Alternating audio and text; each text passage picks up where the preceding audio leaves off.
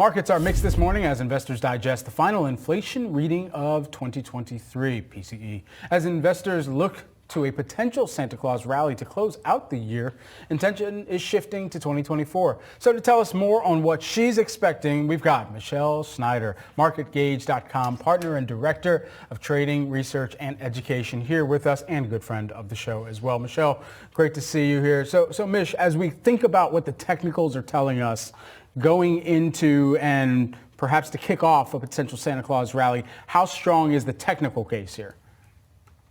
Well, how could you argue when we've gotten close to or taken out all-time highs in certain indices and made the spectacular rally that we've seen in small caps now holding at a very key level?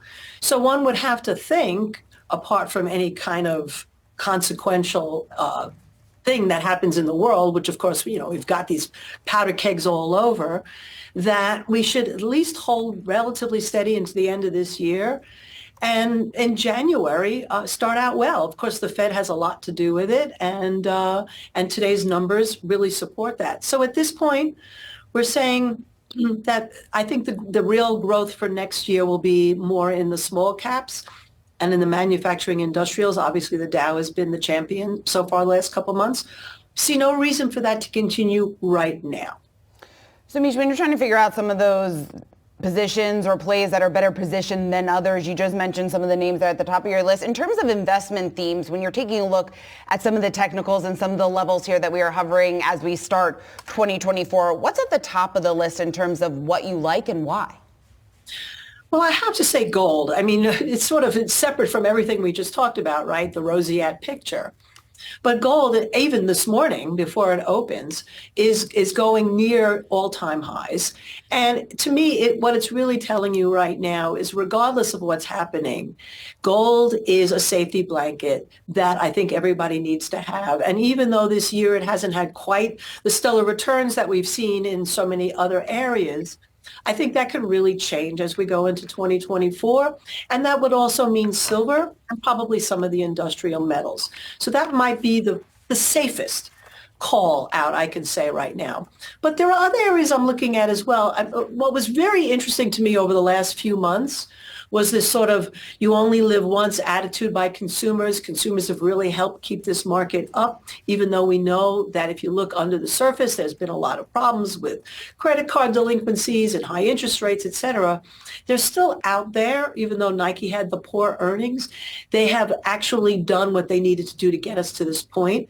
I think we could see a shift in that from, well, let me take care of my family and friends and travel and have fun, to let me take care more of myself. So we're looking at skincare, beauty, fashion, maybe some more cosmetic type surgeries. These kinds of things that people kind of put on the shelf might come back. So we like certain names like Coty and Elf and Ralph Lauren and, areas like that will have more personal reflection of people's attitude. We're going to kind of encapsulate that as the calculated YOLO trade, if you will, Mish. I love the way that you put that together, and a lot of little luxuries all the way into luxuries in there as well here. What about some of the media stocks? You've been looking at these closely as well. Well, yes, I also think, this is a very interesting year we're going into. And, I know this may sound a little bit woo-woo, but I've been a big fan of following the Chinese astrology in terms of what not only the animal representation is, but what the elements are. And we're going into a wood dragon year. So when I do some research, and it's been very, very accurate. I mean, last year, the rabbit, right? And so essentially we had a market that was very much like a rabbit, in that the rabbit flitted away while the people that were hunting with the hounds kind of were left behind. This year with the dragon and the wood, we've got areas that can really prosper. Obviously, fashion is one of the things that comes up.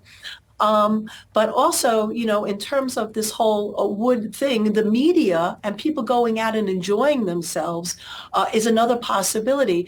I think that people have still really held themselves back post-COVID, and the optimism is going to continue, and that will extend into media as well. So we're looking at Roku, Spotify, maybe Live Nation, that type of stuff. Mish, how much of this hinges on what the Fed does? And when it comes to what we have seen historically, when we have seen time periods of peak inflation or increased inflation, What are some of the lessons that you learned from that in terms of how that then applies to your investment strategy today? Well, Shauna, that's such a great question because with everything so optimistic I just said, there's another chart in my head that just keeps sticking. And of course, that goes along with the gold price. And that is the overlay from 1966 to 1982 CPI with what's happened over the last 20 some odd years here in the 21st century. And this is following it to a T. We had the peak in 1975 CPI, then it came all the way down to about 2% down in 1977. And then, everybody got complacent and we had a recession, which some people think we are in, some people don't. It doesn't really matter. What matters to me is that if we follow that same graph, and we are starting to get close to a trough in terms of CPI, which certainly could be the case right now. It could be because the Fed is a little bit too dovish as we go into 2024, and we start to see those inflation numbers come back up. That could really change a lot of what happens over the course of 2024. So I would not exactly say inflation is dead.